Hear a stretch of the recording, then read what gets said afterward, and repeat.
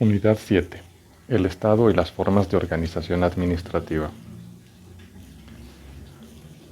Para comprender a cabalidad este tema, primero debemos ingresar por el lado de lo que es el derecho constitucional, precisando dentro de esto las características que diferencian a un Estado unitario, a un Estado federal y a un Estado de autonomías, para establecer dentro de ello una visión política en lo que respecta a centralización y descentralización.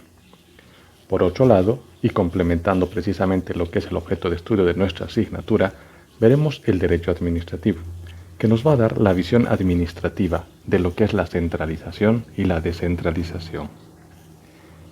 Si vamos a referir lo que es el Estado, tenemos que acudir a lo que significan las definiciones. Dentro de estas, para fines de estudio de nuestra asignatura, tomaremos aquella que nos da el profesor italiano Giuseppe de Bergottini, quien define al Estado como un ente independiente con fines generales, que comprende necesariamente al pueblo establecido sobre cierto territorio, dotado de una estructura de gobierno basado en un complejo homogéneo y autosuficiente de normas que regulan una sociedad y una estructura determinada. A partir de esta definición, se establecen los 4 elementos constitutivos del Estado: población, territorio, gobierno y constitución. Que valga la aclaración, cuando estudiamos normalmente lo que son todas las materias constitucionales y lo que es teorías del Estado, nos encontramos con que la parte de gobierno y constitución se unifican bajo un solo concepto, vale decir, el poder. Aclarando esto, llegamos a la salvedad de que el Estado en sí, como un ente de existencia necesaria, requiere para su existencia a una población sobre la cual se va a ejercer un determinado poder y que va a estar delimitada en un área geográfica que precisamente es el territorio donde está la población y sobre la cual tiene validez el poder, y el gobierno y la constitución que ejercen precisamente ese conjunto de facultades que logran hacer que el Estado imponga su voluntad por sobre las personas que conforman ese determinado lugar. Dentro de las formas de Estado, que por cierto son distintas a las formas de gobierno, vamos a encontrar al Estado unitario. Desde el punto de vista jurídico, este es un Estado caracterizado por estar dotado de una sola constitución y que está sujeta a un orden jurídico estatal. Ya desde la óptica política, este Estado está dotado de un gobierno para todo el territorio estatal. No admite constituciones y gobiernos en otros ámbitos territoriales estatales menores. Este es el Estado clásico o tradicional. Para Prelot, cuando un Estado posee solo un centro de impulsión política y un conjunto único de instituciones de gobierno, constituye un Estado simple unitario. Un buen número de estructuras políticas actuales responden a esta forma, en la que el poder pertenece, en la totalidad de sus atributos y funciones, a un titular, que es la persona jurídica estatal. Todos los individuos colocados bajo su soberanía obedecen a un solo poder, viven bajo el mismo régimen constitucional y están sujetos a un orden jurídico común. En otras palabras, toda la acción del Estado se centraliza en algún lado. Este Estado unitario o simple supone siempre la concentración de la actividad gubernamental. Estamos hablando de todo lo que es la actividad legislativa, ejecutiva y judicial en una sola instancia de gobierno. En este nivel nos encontramos ante la centralización política. El Estado federal viene a ser el contrario del anterior. Desde el punto de vista jurídico, está caracterizado por estar dotado de una constitución federal, a la que se van a sujetar las constituciones de las entidades federativas que lo integran. Ya en el plano político, en tanto lo que hablamos como acción de gobierno, se encuentra dotado de un gobierno federal y de gobiernos federativos en cada entidad federativa que lo integran. Giuseppe de Bergottini nos dice que el poder reconocido por las constituciones federales a los componentes del Estado federal se califica siempre como autonomía, aunque a veces sea muy amplia relacionada con la soberanía estatal, es decir, otorga a las regiones niveles mucho mayores de decisión e inclusive legislación de lo que el anterior Estado, valga decir el unitario, está realizando. El Estado federal es una agrupación de entes autónomos en el que la soberanía estatal la ejerce el Estado federal, a diferencia del Estado unitario o simple, en el que los denominados entes autónomos no son sino entes descentralizados de tipo institucional o territorial. Si es que vamos a la naturaleza jurídica del Estado federal, Juan Fernando Badía señala que Prelot lo define como un Estado en el que se encuentra una pluralidad de ordenamientos constitucionales, entre los que figura un ordenamiento constitucional superior al que se subordinan y en el que participan los órganos de los ordenamientos inferiores. Valga decir que los ordenamientos de carácter inferior tienen mayor valía, mayores potestades.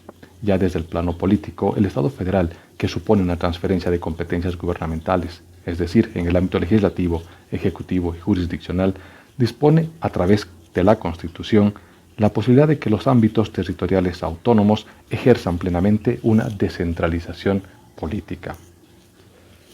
Una tercera variante es el Estado regional o el Estado de autonomías. Para el profesor Bergottini, el Estado regional, en este Estado, la Constitución estatal procede a un reconocimiento y a una garantía extensiva de las autonomías territoriales, pudiendo confiar a las regiones incluso una competencia legislativa semejante a la del Parlamento Nacional, aunque en el marco de la Constitución y, por lo regular, de otras leyes estatales. La titularidad de la soberanía se considera exclusiva del Estado unitario, es decir, que un Estado unitario puede asumir un nivel mayor de otorgar autonomía a las regiones sin dejar, por ello, de ser un Estado unitario. El Estado regional, si bien desde el punto de vista político, al igual que el Estado federal, supone la transferencia de competencias gubernamentales a instancias autónomas territoriales, lo que equivaldría a la descentralización política, sigue siendo un Estado unitario sin llegar a constituirse en federal. A nivel del plano jurídico, el Estado regional o de autonomías, al igual que el federal, está dotado de una Constitución general o nacional y de estatutos propios. Materialmente, estos juegan el rol de constituciones. En cada entidad autónoma encontramos este tipo de estatutos. Ellas van a normar su constitución y al mismo tiempo definir sus órganos de gobierno. Y en el plano político, al igual que el Estado federal, está dotado de un gobierno general o nacional y de gobiernos territoriales autónomos, correspondientes, por supuesto, a cada una de sus entidades autónomas. Estas ejercen funciones legislativas, administrativas y jurisdiccionales. Juan Bernardo Badía señala que, en los estados regionales, existe un ordenamiento constitucional, un único titular de autonomía constitucional, un único poder constituyente, pero pluralidad de fuentes legislativas de igual naturaleza, por su fundamento y por la eficacia jurídica de las leyes promulgadas por las mismas. Bolivia ha asumido en su más reciente constitución esta forma para dotar a las regiones de un mayor nivel de gestión y por ende atender de mejor manera las necesidades poblacionales. Habiendo revisado todo lo que son estas nociones básicas y fundamentales de lo que significan las formas de Estado, ingresamos en el ámbito de la autonomía y la autarquía, definiéndolas. La autonomía es el objeto de estudio del derecho constitucional y expresa descentralización política. Es propia de los estados federales y regiones o de autonomía. Implica la potestad originaria de autonormarse. Por otro lado, la autarquía es objeto de estudio de nuestra asignatura, es decir, del derecho administrativo, y expresa descentralización administrativa, que viene a ser una categoría de gestión. Implica la facultad de autoadministrarse. Dado que lo antes anotado nos reviste precisamente de esos niveles de independencia de gestión, y advirtiendo que tienen distintas connotaciones y que dependiendo los planos se pueden utilizar, pasaremos a definir y a diferenciar lo que viene a ser la centralización, la desconcentración y la descentralización, todas estas en el plano administrativo. La centralización administrativa, tanto en el plano político como en lo que es la gestión, implica la concentración de competencias o funciones. Por ende, la centralización administrativa es la concentración de toda actividad administrativa importante en un órgano administrativo central. La centralización administrativa no se presenta en una forma absoluta, sino como una característica estatal que va de mayor o menor grado presentándose en los diferentes países. Esta coexistencia se ha dado debido a la necesidad de poder otorgar a las regiones distintos niveles de gestión, valga decir, autonomía. Por su lado, la desconcentración administrativa, al igual que lo que es la sustitución, la avocación, la delegación y la descentralización administrativas, van a constituir una forma excepcional al principio de improrrogabilidad de la competencia. Básicamente, la desconcentración administrativa es la transferencia definitiva de competencias de un órgano administrativo superior a un órgano administrativo inferior. Va a requerir siempre de una norma que de manera expresa así lo autorice. Y, al igual que lo que es la delegación, se trata de una transferencia de competencias en relaciones interorgánicas, es decir, dentro de una institución. La descentralización administrativa es la transferencia definitiva de competencias, también, en este caso, de un órgano administrativo central a sujetos estatales, es decir, a entes con personalidad jurídica y patrimonio propios, no dependientes ni subordinados a dicho órgano, sino en relación de tuición o control. A diferencia de la delegación y la desconcentración administrativas, no se presenta en relaciones interorgánicas, es decir, no es interno dentro de una institución, sino que se crea una institución aparte para poder realizar esa transferencia. Es importante advertir que esta forma de organización no es propia de los estados federales, ya que ellos ejercen automáticamente una descentralización política. Por ende, la descentralización administrativa está implícita desde ya. La descentralización administrativa se presenta bajo dos formas.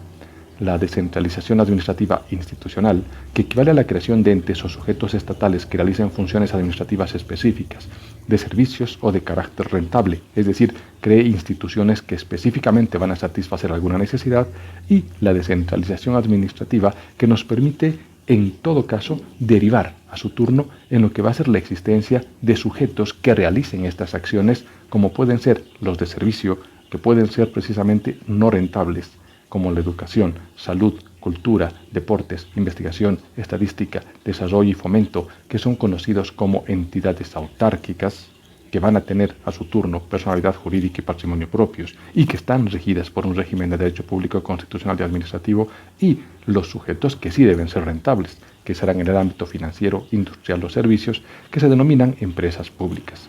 Estas están caracterizadas por tener un capital propio, afectado a la entidad, por supuesto, y que están sujetos a un régimen de derecho privado en muchas cosas, pero que, en cuanto a las actividades propias del rubro, a un régimen de derecho público, constitucional y administrativo, por lo cual la designación o nombramiento de sus directores o ejecutivos están sujetos a todo lo que implica la gestión pública. En otras palabras, la descentralización administrativa va a derivar en lo que vienen a ser entidades autárquicas y empresas públicas. La segunda variable, que es la descentralización administrativa territorial, es la creación también de entes o sujetos estatales. Pero estos están sujetos a lo que es la demanda de una necesidad en función a una circunscripción territorial determinada. Realizan actividades administrativas genéricas o de diversa índole y están dependiendo de lo que es una necesidad en función a una región.